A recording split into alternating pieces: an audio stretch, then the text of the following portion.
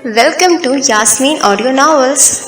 आज जो नॉवल हम आपकी समातों की नज़र करने वाले हैं उसका नाम है ज़मीं ज़ात। एक ऐसी कहानी जो एबक और एलाफ की ज़िंदगी पर मुश्तमिल है। इसकी मुसन्निफ़ा है हिना कामरान, जबकि इस नावल को आपके लिए पढ़ा है सहरिश मुस्तफ़ा ने।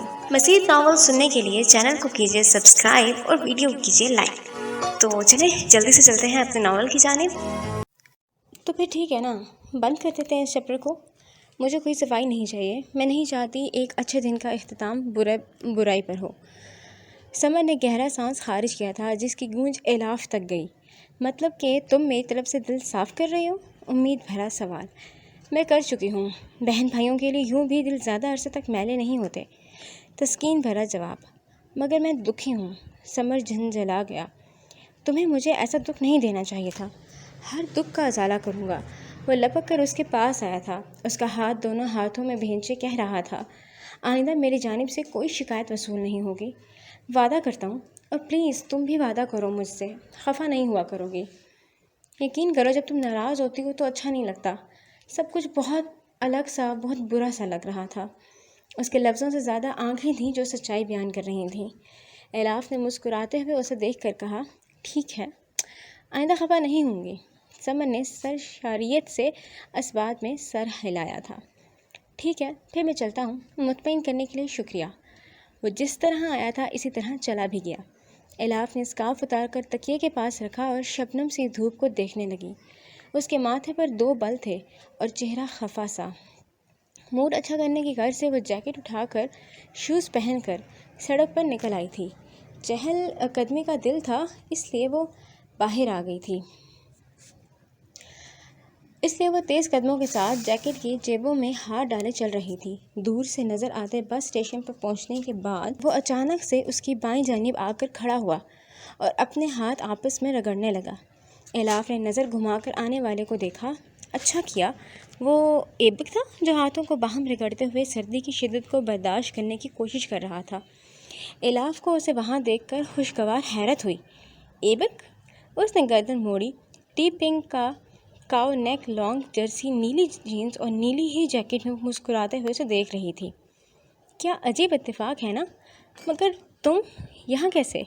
उसकी नाक बहुत ज़्यादा सुर्ख थी। उसके हाथ ठंड से जम रहे थे। एलाफ ने गौर किया, किसी घसी हुई जैकेट के नीचे उसकी शर्ट के बाजू गीले थे। बाजू ही क्यों, जीन्स और पेट पर से शर्ट भी गीली थी और जैकेट भी। यहाँ कुछ फासले पर एक जगह पर मैं वेटरिंग के लिए आया था, अब मैं होटल जा रहा हूँ। वो बोला था तो धुआं उसके मुंह और नाक दोनों से निकला था। आज धूप निकली थी मगर सर्दी की शिद्दत ना तोड़ सकी थी, या फिर ये एबक था जिसे सर्दी कुछ ज़्यादा ही महसूस हो रही थी। वजह सामने थी, वो गीला था। 2 दिन बाद वाइवा है, इसके बाद कुछ दिनों के लिए फ्री। तुम क्या करोगे इन दिनों में? वो मुसलसल हाथों को रगड़ रहा था। 1 मिनट रुक जाएं और गौर से देखें। हल्के आसमानी रंग की शर्ट के बाजुओं में छुपे उसके हाथ कांप रहे थे। बल्कि हाथ ही क्यों, वो पूरा कांप रहा था। जाहिर है कोई डे का काम ढूंढूंगा। बस को कितनी देर है आने में? ओह, अभी मज़ीद 5 मिनट हैं। सवाल करके उसने खुद ही जवाब दिया था। स्टेशन के पुल के ऊपर नस्ब टाइमर बता रहा था कि बस कुछ ही देर में पहुंचने वाली है। वो तो ठीक है, मगर तुम्हारे कपड़े गीले क्यों हैं? उसकी आवाज़ में तफक्कुर था, वैसा तफक्कुर जैसा कि अदा की आवाज़ में होता था उसके लिए। एबक ने चौंक कर आई बॉल्स का रुख उसकी जानिब किया। एलाफ के पीछे चंद एक लोग थे, मगर एबक को फ़कत वही नज़र आ रही थी। एक वेटर की ट्रे से पानी का जग फिसल कर गिर गया था मेरे ऊपर। पहले वो जल्दबाजी में उसे जवाब दे रहा था, इस बार आराम से वक्त निकाल कर दिया। तो तुम सुखा कर आते। मौसम का पता है ना, बीमार पड़ जाओगे। बल्कि रुको, तुम हो चुके हो बीमार। तुम्हारी आंखें, तुम्हारे चेहरे की सुर्खी और कपकपाहट वाज़ह कर रही है कि तुम्हें बुखार हो चुका है। हम डॉक्टर के पास चलते हैं। उसे कोई ज़रूरत नहीं है, उसने जल्दी से मना किया और फिर ठहर कर बोला, यानी कपड़े सुखाऊंगा तो सर्दी नहीं लगेगी? बेफिक्र हो जाओ। बिल्कुल भी नहीं। एलाफ ने अपनी जैकेट उतार उसके शानों पर फैलाई। 1 मिनट को जैसे कम उम्र दिल की दुनिया रुक गई हो। एबक की दुनिया रुक गई। बस को पहुंचने में 3 मिनट थे। सुर्ख बस दूर से आती हुई नज़र आई। हम डॉक्टर पर जा रहे हैं और तुम मुझे मना नहीं करोगे। टैक्सी? उसने हाथ के इशारे से पीली कार को रोका। ایبک ساکت نگاہوں سے اسے دیکھ رہا تھا جو اس کی جیکٹ کا بازو تھامے کار میں بیٹھنے کو کہہ رہی تھی، اور وہ بیٹھ گیا تھا۔ کیوں؟ پتہ نہیں، کس لیے نہیں معلوم، بس وہ تو گمسم سا اس کی جیکٹ کی گرمائش کو اپنے بدن پر محسوس کر رہا تھا۔ ٹیکسی میں ہیٹر ہے، اسے اس سے فرق نہیں پڑ رہا تھا۔ فرق پڑ رہا تھا تو اس بات سے کہ اس کے ساتھ جو لڑکی بیٹھی ہے اس نے خود کو عیاں کر کے اسے ڈھانپ دیا ہے، اپنی صحت کی پرواہ کیے بغیر اس کے لیے فکر مند ہے۔ اور کیا وہ واحد لڑکی تھی جو ایسا کر رہی تھی؟ اس سے پہلے بھی تو 2-3 لڑکیاں اس پر ٹرائی کر چکی تھیں، مگر اس نے کبھی ان کی حوصلہ افزائی نہیں کی تھی، کبھی انہیں اس چیز کی اجازت نہیں دی تھی جو ایلاف اس کے ساتھ کر رہی تھی۔ کیوں؟ اس بات سے وہ خود بھی بے خبر تھا۔ دل کی رفتار قدرے تیز ہوئی، گردن کی ہڈی خواہ مخواہ اوپر نیچے ہونے لگی۔ اس کے پہلو میں وہ لڑکی بیٹھی تھی جس کی موجودگی میں پہلی بار وہ کچھ اس طرح کا محسوس کر رہا تھا۔ اسے خود پر شرمندگی ہوئی۔ اس شرمندگی کے سبب ہی اس نے آنکھیں موند دیں۔ جب کھولیں تو وہ ہاسپٹل میں تھا، ڈاکٹر کے سامنے تھا۔ بخار تیز ہے لیکن فکر کی کوئی بات نہیں ہے، آرام سکون دے گا اور شفا بھی، ڈاکٹر نے مشفق مسکراہٹ کے ساتھ کہا تھا۔ انجیکشن کو فضا میں بلند کرتے ہوئے اس میں سے 2-3 قطرے باہر نکالے اور پھر اس کے بازو میں چبھو دیا۔ اور کم؟ انجیکشن کو اس کی بازو میں خالی کرنے کے بعد ڈاکٹر نے نسخہ لکھ کر ایلاف کے ہاتھ میں تھمایا، اور اس سارے عرصے میں وہ مدھم مسکان چہرے پر سجائے ہوئے تھے۔ ایبک کی بات کا جواب دیا، کام ظاہر ہے صحت کو بگاڑ دے گا، کچھ وقت کا ناغہ ہفتوں کے ناکوں سے بہتر ہے، اگر تم نے آرام نہ کیا تو نمونیا ہو جائے گا۔ بات ختم کر کے وہ اگلے مریض کی جانب متوجہ ہو گئے تھے۔ ایبک تفکر آمیز بوجھل نظروں کو گرے ماربل پر ٹکاتے ہوئے تھا۔ اس ماربل میں تو وہ نہیں دکھ رہا تھا، مگر ہاں اس کا عکس واضح تھا۔ اس کے عکس کے ساتھ ایک اور عکس نے جگہ بنائی تھی، اور وہ یقیناً ایلاف تھی جو کہہ رہی تھی، بے فکر ہو جاؤ، تمہاری سیلری ڈیڈکٹ نہیں ہوگی، ایک چھٹی تو ہر ایک پر لازم ہوتی ہے۔ اور وہ اسے کیا بتاتا کہ اس ایک چھٹی سے ملنے والے بونس کا اسے کتنی شدت سے انتظار رہتا تھا۔ وہ کہیں بھی جاب کرتا تو چھٹی نہیں کرتا تھا، تاکہ وہ پیسے جو اسے چھٹی نہ کرنے پر سیلری میں بونس کے طور پر ملے، ان سے ادا کے لیے وہ اسکارف خرید سکے، اور اس کے بالوں کی پنز اور کپڑے بھی۔ تمہارا ادھار چکا دوں گا، مدھم آواز میں وہ افسردہ سا کہہ رہا تھا۔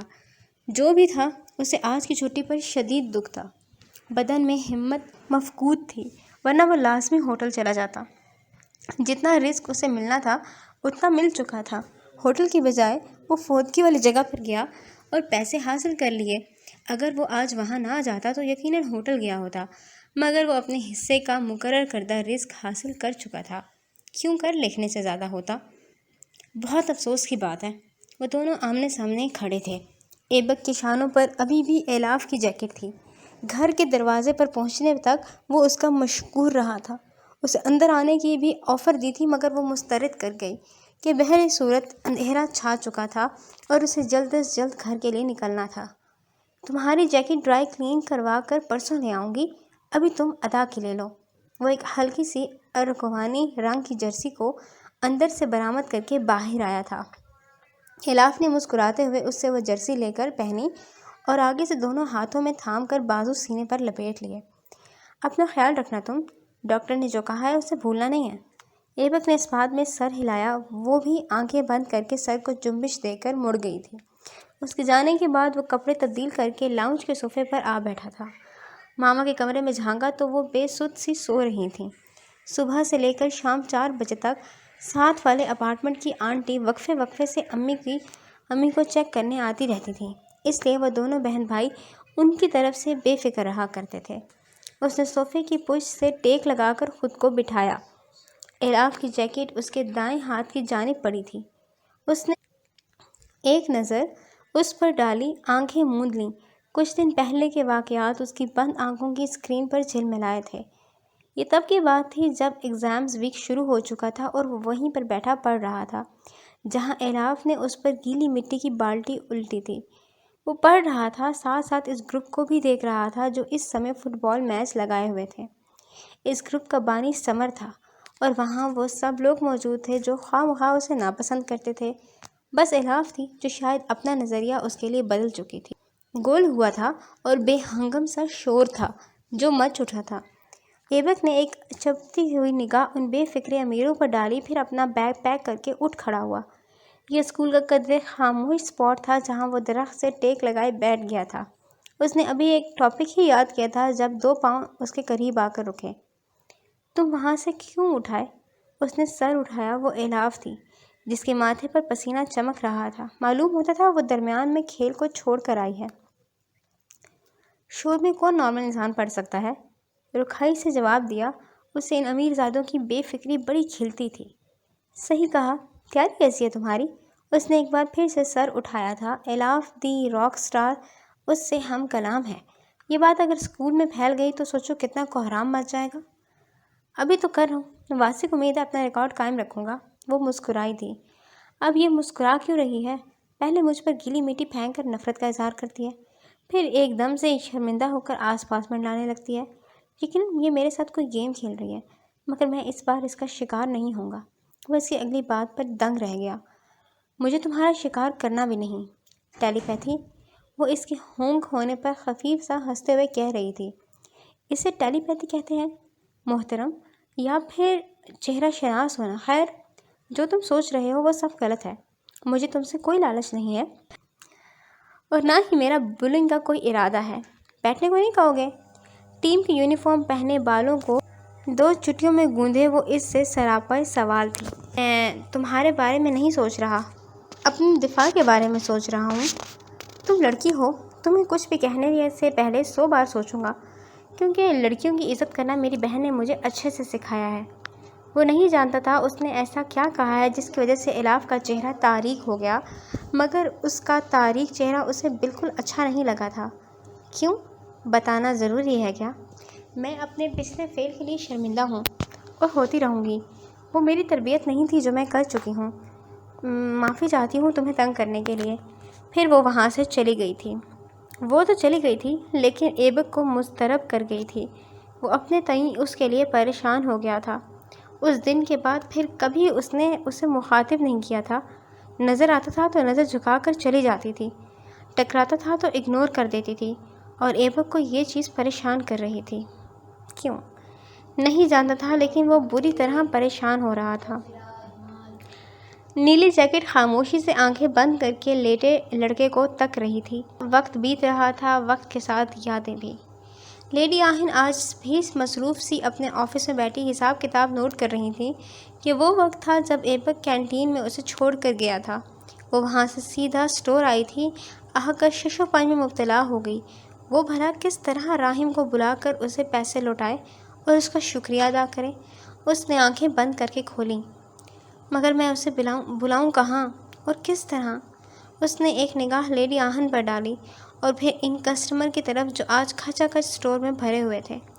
لگتا ہے آج موقع نہیں ملے گا، اور ایسا ہو گیا تو بہت غلط ہوگا۔ کتنی شرمندگی ہوگی، جبکہ راہم نے واضح کہا تھا کہ وہ 2 دن تک یہاں ہے، اور ظاہر ہے وہ شام کو چلا جائے گا۔ کیا سوچتا ہوگا ہم کس طرح کے لوگ ہیں؟ بل بناتے ہوئے وہ سوچ ہی رہی تھی۔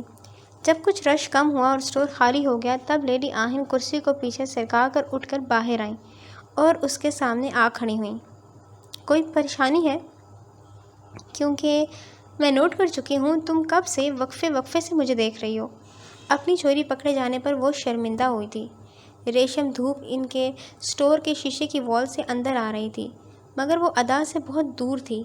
ہاں، لیڈی آہن کی پنڈلیوں کو اس نے تھاما ہوا تھا، پنڈلیوں سے نیچے سیاہ چکنے پمپس کو بھی۔ دراصل وہ ہچکچائی تھی۔ لیڈی آہن کو اس کا ہچکچانا اچھا نہیں لگا۔ تم مجھ سے کچھ بھی شیئر کر سکتی ہو، امید بندھنے پر اس نے کہنا شروع کیا۔ دراصل میں نے ماما کے علاج کے لیے کسی سے قرض لیا تھا۔ راہم کا نام اس نے جان بوجھ کر گول کیا۔ اور آج قرض لوٹانے کا دن ہے۔ نہیں لیڈی آہن، ایسا نہیں کریں، میرے پاس پیسے ہیں، بس میں تو اسے قرض لوٹانے کے بارے میں سوچ رہی تھی، یعنی کہ مجھے کچھ دیر کی چھٹی چاہیے تھی۔ لیڈی آہن کا پیسوں والا ڈراور اوپن کرتا ہاتھ تھم گیا۔ تو اس میں کیا مشکل ہے؟ تم جا سکتی ہو۔ وہ خوش ہونے کے ساتھ حیران بھی ہوئی۔ اور اسٹور؟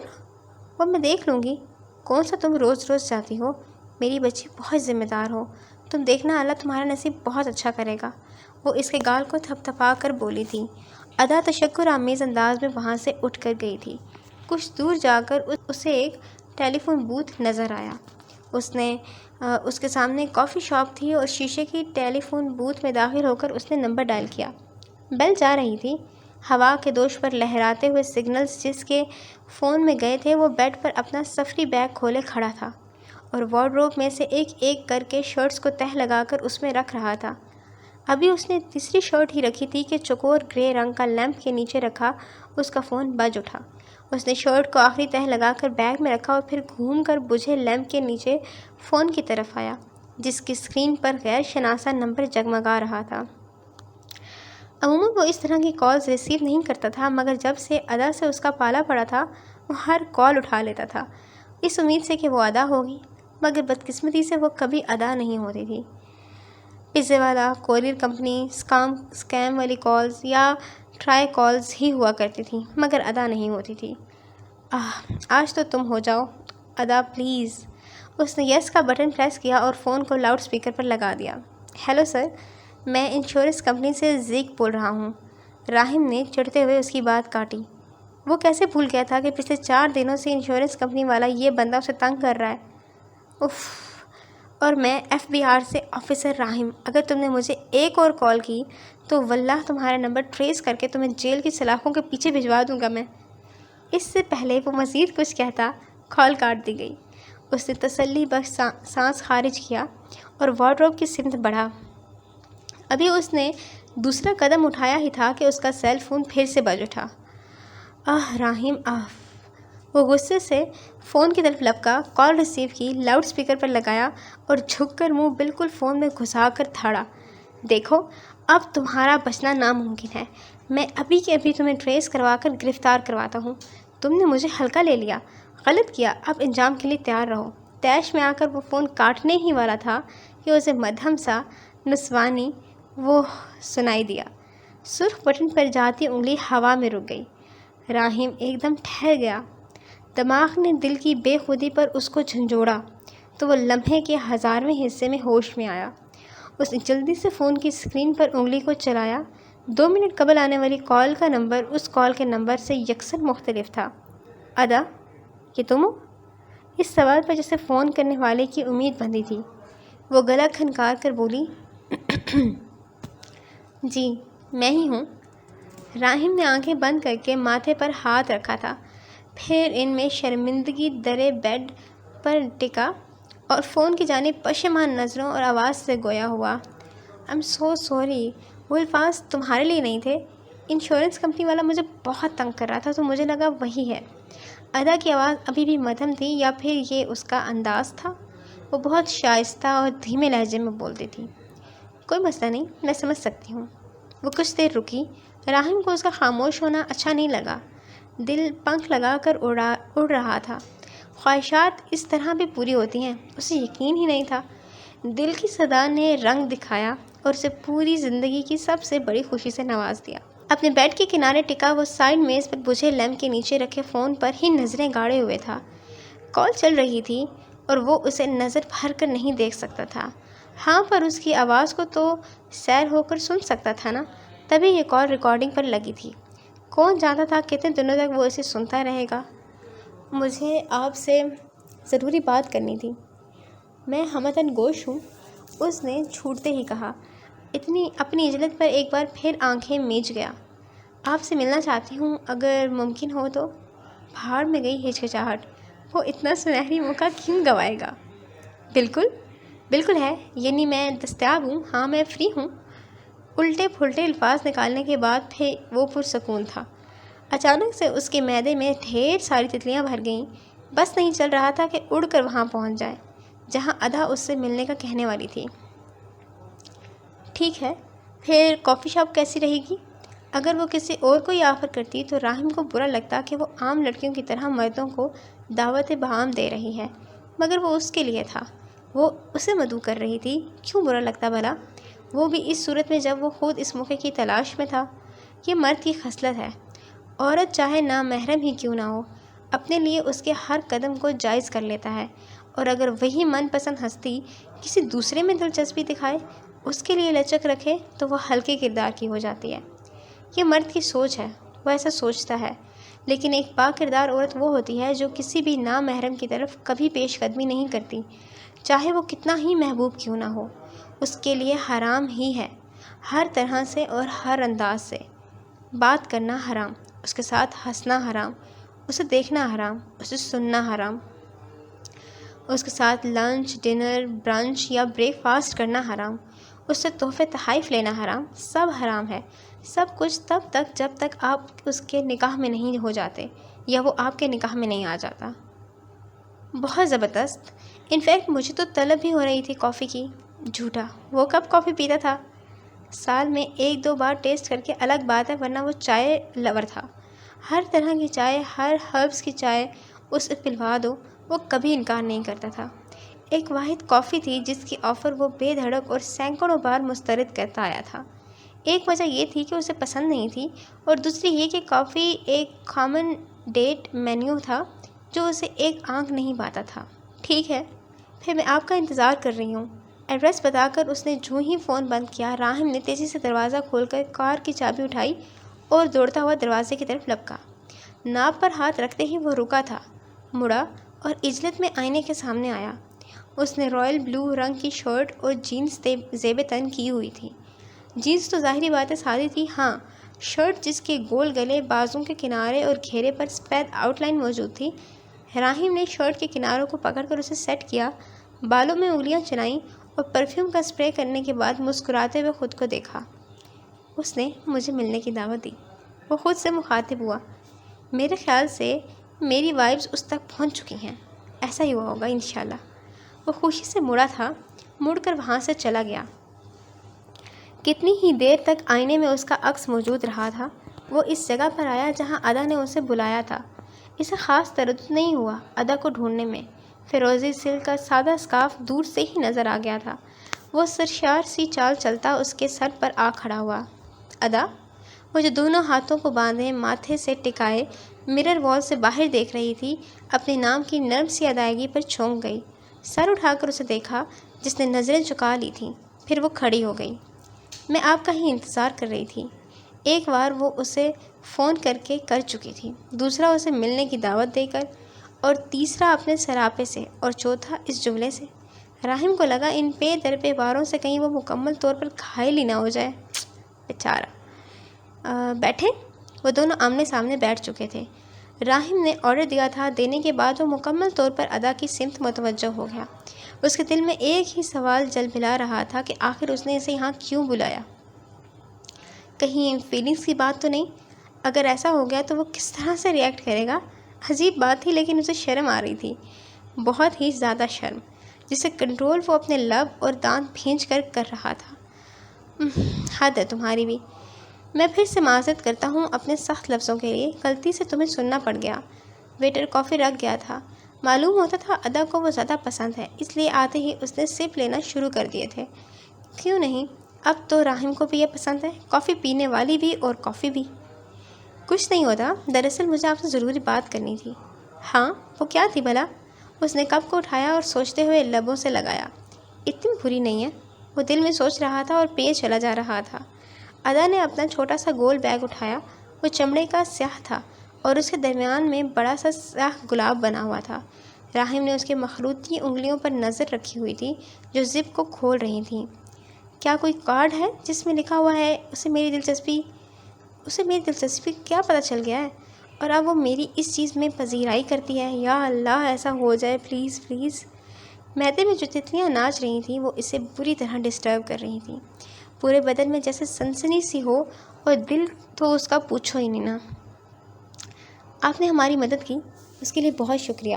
ادا کے الفاظ سے سوچوں کے گرد اب کھینچ لائے تھے۔ وہ چونکتے ہوئے اچنبھے سے اس کا چہرہ تکنے لگا۔ وہ کبھی بھی اس کی آنکھوں میں نہیں دیکھتا تھا، ایک بار دیکھا تھا اور دل ہی گوا بیٹھا تھا۔ مزید کچھ کھونے کی اس میں تاب ہی نہیں تھی۔ آپ نے اتنے دن صبر کیا، اس کے لیے میں آپ کی بہت شکر گزار ہوں۔ یہ آپ کے پیسے؟ مخروطی انگلیوں نے کارڈ نہیں بلکہ نوٹوں کے بنڈل کو نکالا تھا، نکال کر اس کی طرف سرکا دیا۔ معذرت چاہتی ہوں اتنی دیر کے لیے، آپ کے ظرف کی قائل ہو گئی ہوں۔ چھن۔ راہم کو لگا اس کے دل کے ساتھ ساتھ اس کی خوشیاں بھی چکنا چور ہوئی ہیں۔ मैदे में नाचती तितलियां मर गईं। बदन में उठती आसूदा सी सनसनी सुन्न हो गई और उसका चेहरा, जो शगुफों की मानित पिछले 20 मिनट से खिल रहा था, मुरझा गया, जर्द, मुर्दा सा। तुमने मुझे इसलिए बुलाया था यहाँ पर? बोझल से बेयकीन अल्फाज निकले। अदा ने सर को असबात में हिलाया। राहिम ने कप नीचे रख दिया और काफ़ी एक बार फिर से कड़वी और नापसंदीदा हो गई थी, मगर वक्ती तौर पर। मैंने बहुत कोशिश की थी जल्दी लौटाने की, लेकिन मुमकिन नहीं हो सका। एबक ने और मैंने ओवर टाइम लगाया है। इनके लिए मुझे उम्मीद है आप माइंड नहीं करेंगे। इसके पास लफ्ज़ों का कॉल पड़ गया था। वो दिल महसूस से लब बस्ता सा वहाँ बैठा रह गया। ये क्या हो गया था उसके साथ? वो तो उम्मीद के साथ आया था, खुशी के साथ आया था, फिर उदासी उसे क्यों थमा दी गई? बेइज्जती क्यों की गई? दिल क्यों तोड़ा गया? राहिम ने निचले लब को हल्का सा तर करके चेहरा उठाया। अदा, आपको नहीं लगता आप मेरी इंसल्ट कर रही हैं? पैसे मेज़ के वस्त में रखे हुए थे और राहिम को लग रहा था वो मुसलसल उसका मजाक उड़ा रहे हैं। उसकी खुशी के कातिल जो मुसलसल उस पर तस्हीकी अंदाज में हंस रहे थे। ऐसा नहीं है, मैं कल आपकी गर्लफ्रेंड के सामने बात नहीं कर सकी। राहिम ने झटके से उसकी बात कता की। उसकी आवाज़ में शाकीपन था। वो मेरी गर्लफ्रेंड नहीं है, हम प्रैंक कर रहे थे और मुझे अफसोस हुआ ये जान करके तुमने इस बात पर यकीन कर लिया। बहुत दुख हुआ। हकीकतन अदा को अचानक से उसमें कुछ खैर मामूली सा लगा जो नहीं होना चाहिए था। बिल्कुल भी नहीं। लेडी आहन की बातें सच नहीं हो सकती। बिल्कुल भी नहीं। वो डर गई थी तभी खड़ी हो गई। राहिम के अंदाज में, उसके लफ्ज़ों और इजलत में वो दुनिया थी जिसमें अदा ने कदम नहीं रखा था और ना ही वो रखना चाहती थी। कभी भी नहीं, फ़िलहाल तो बिल्कुल भी नहीं। मुझे लगता है अब मुझे चलना चाहिए। वो बैग को कंधे पर लटकाए खड़ी हो गई। जब राहिम ने उसे रोक दिया। रोक लेगा तो बेहतर था, नहीं रोकेगा तो यूं ही दुख उठाता रहेगा। आपने मुझे यहाँ बुलाया था और अब आप इस तरह से जा रही हैं। मत उठें। अदा, मेरी पूरी बात सुने। वो उठी थी और आधी बैठी थी। इखलाकियात को नज़र रखते हुए पूरी बैठ गई। राहिम मुझसे कह रहा था जो वो सुन रही थी, और वो सब ये था। मैंने आपको शुरू दिन से कहा था मुझे पैसे नहीं चाहिए। अगर चाहिए होते तो मैं आपसे तलब करता। क्या एक बार भी मैंने आपसे इस चीज़ की डिमांड की या ऐसा तासुर दिया जिससे आपको एहसास हुआ हो? बताएं मुझे। वो इससे सवाल कर रहा था। अगर अदा उसकी मुखलिसाना बातों का उल्टा मतलब निकालने वाली बात उसे बता देती तो क्या होता इस बेचारे का? सोचे ज़रा। उसने कुछ नहीं कहा, चुप ही रही। वो सिर्फ आपकी मामा नहीं है, मेरी भी हैं। अदा ने यह लफ्ज़ सर उठाकर उसे पस मंज़र में बहुत से लोग कॉफ़ी से नज़र उठाते नज़र आ रहे थे। कॉफ़ी की खुशबू पूरी शॉप में फैली हुई थी। दुनिया की हर माँ हर एक के लिए माँ की हैसियत रखती है। फिर आपने कैसे सोच लिया कि एक माँ पर खर्च हुए पैसे मैं आपसे ले लूँगा? ठीक है, मैं स्टूडेंट हूँ, कोई जॉब नहीं करता, और वो बिलाशुबा मेरी पॉकेट मनी के पैसे थे, मगर हकीकत तो यही है कि मैं उन्हें भुला चुका था। शऊर और लाशऊर में कहीं भी नहीं थे वो मेरे। माने या ना माने, आपने मेरी बेइज्जती की है और मुझे इस चीज़ का दुख है। बात को एक वाज़ेह जमा पहनाए वो वाकई रंजीदा लग रहा था और अदा ने लबों को काटा। मगर ये किस तरह मुमकिन है? एहसान किया है, जानती हूँ। पैसे वापस ना करूँ किस हैसियत से? राहिम ने कुर्सी को आगे खींचकर अपना पेट मेज़ से लगाया। संजीदगी का चोला ओढ़े धीमी भारी आवाज़ में बोला, हैसियत को डिफ़ाइन करूँगा, आप मुझे फ्लर्टी कहेंगी, और मैं नहीं चाहता आप इस तरह का नज़रिया मेरे बारे में रखें। अभी आप छोटी हो, वक्त आपको समझा देगा। आम लड़कों की निस्बत उसके चेहरे पर कहीं भी कोई भी सख्ती नहीं थी, बल्कि वहाँ हया और लिहाज था जो ये बताता था कि सामने बैठा लड़का इस बुरे से माशरे में अब तक महफूज है। रही पैसों की बात, तो अब वो ख़त्म हो चुकी है। अपनी बात पर ज़ोर देकर उसने खुद को पीछे किया। मेज़ से लगता पेट भी जाहिर है, पीछे हुआ। गाड़ी में आपका इंतज़ार कर रहा हूँ। ये एक्सक्यूज़ नहीं सुनूंगा कि आप खुद चली जाएंगी। वह काउंटर पर बिल पे करके मेन दरवाजे को पार कर रहा था। अदा इन पैसों को देखती रही और फिर आंखें बंद करके उसने तवील सांस खारिज किया। एबक की दूर अंदेशी सही थी। वो इन्हें ताहयात के लिए खुद का मकरूज़ कर चुका था। उसने चारों न चार पैसे उठाकर पर्स में रखे और उसके पीछे चल दी। वो किसी न किसी तरह कभी ना कभी उसे ये पैसे लौटा देगी, उसने सोच लिया था। रही वो बात जो अभी उसे बुरी तरह महसूस हुई थी, اسے وہ اگنور کرتی رہے گی کیونکہ یہی مناسب تھا۔ سمر، یہ اسی دن کی بات تھی جب ارحم اور ادا کی ملاقات ہوئی تھی اور ایلاف اور ایبک ایک دوسرے اتفاقیہ طور پر ٹکرائے تھے۔ رات کے 12:15 بجے کا وقت تھا جب ان کا گروپ نشے میں دھت ایک دوسرے کے اوپر پڑا ہوا تھا۔ فقط ایک انسان تھا جو جاگا ہوا تھا اور وہ تھا ڈینس، جو ہانپتا کانپتا دوڑتا ہوا کمرے کے قریب آیا، دروازہ ٹھا کر کے کھولا اور نظروں کو گھمایا۔ کوئی بھی دروازے کی آواز سے نہیں جاگا تھا۔ وہ تیزی سے وکرم کے پیٹ پر سر رکھے نیند میں گم سمر کی طرف لپکا اور اس کا گال تھپتھپا کر اسے اٹھانے لگا۔ سمر، اٹھ یار، قتل ہو گیا ہے۔ وہ اسے تھپتھپا رہا تھا۔ ابھی پچھلے دنوں کی ہی تو بات تھی جب اس نے اسی طرح کی ہیوی ڈوز اپنی سابقہ گرل فرینڈ کو دی تھی۔ وہ بھی اسی طرح مری تھی جس طرح آج ایک اور لڑکی جان گنوا بیٹھی تھی۔ کوئی تو سنے، قتل ہو گیا ہے مجھ سے۔ اب کہ وہ دھاڑا تھا اور بوکھلاتے ہوئے سب کی آنکھیں کھلیں اور گردنیں اس کی جانب مڑیں۔ کیا بکواس ہے یہ؟ سب سے پہلے ہوش میں آنے والا سمر تھا، جس کی آنکھوں اور لفظوں میں خمار تھا لیکن دماغ بیدار تھا۔ سچ ہے یار، اس سے بھی ڈوز راس نہیں آئی، ڈینس گھبراتے ہوئے کہہ رہا تھا۔ وہ امیر باپ کا بگڑا ہوا بیٹا تھا جس کے آگے کے فیوچر پلانز بہت زیادہ تھے۔ اگر یہ دوسرا قتل بھی اس کے کھاتے میں کھل گیا تو وہ تو برباد ہی ہو جائے گا۔ چلو جی، کام تمام۔ میری بات سنو، شمشان گھاٹ بنا لو اس گھر کو تم، وکرم نے اٹھتے ہوئے کہا تھا۔ ڈینس کی یہ وہ آرام گاہ تھی جہاں وہ دوستوں کے ساتھ ہر طرح کا کام کر سکتا تھا اور اسے کوئی پوچھنے والا نہیں ہوتا تھا۔ پچھلے ہفتے مرنے والی لڑکی کو انہوں نے اسی گھر کے بیک یارڈ میں دفنایا تھا جہاں امرود کے درخت اگے ہوئے تھے۔ ظاہر ہے اب وہ لڑکی بھی اس زمین کے سپرد ہونے والی تھی۔ ڈینس، یہ تم کیا کرتے پھر رہے ہو؟ ہم پکڑے گئے تو بچیں گے نہیں۔ ڈینس کے چہرے پر گھبراہٹ کے آثار تھے۔ وہ جنونی تھا، تھوڑا سا سائیکو بھی۔ پیسے ہونے کے باوجود اسے پیسوں کی لت تھی اور اسی لت کے ہاتھوں مجبور ہو کر وہ ڈرگس کو اپنے دوستوں میں سپلائی کرتا تھا۔ وہ اپنی گرل فرینڈ کے ساتھ ٹائم گزارنے کے لیے انہیں بھی دے دیتا تھا۔ آج بھی اس نے ایسا ہی کیا تھا، مگر وہ لڑکی اس ڈوز کی طاقت کو سہ نہیں پائی۔ اس کا دل پھٹ گیا تھا، تبھی وہ موقع پر جان گنوا بیٹھی۔ ایسا نہیں ہوگا، تمہیں میری طاقت کا اندازہ نہیں ہے۔ ابھی تم اسے میرے ساتھ ٹھکانے لگواؤ یار۔ اور کچھ بھی دیر بعد وہ لوگ دوسرے امرود کے درخت کے نیچے ایک گڑھا کھود رہے تھے۔ شہر میں اتنی جلدی رات نہیں ہوتی جتنی شہر سے باہر ہوا کرتی ہے۔ الوؤں کے بولنے کی آوازیں اور جھینگروں کا شوق پورے ماحول میں پھیلا ہوا تھا۔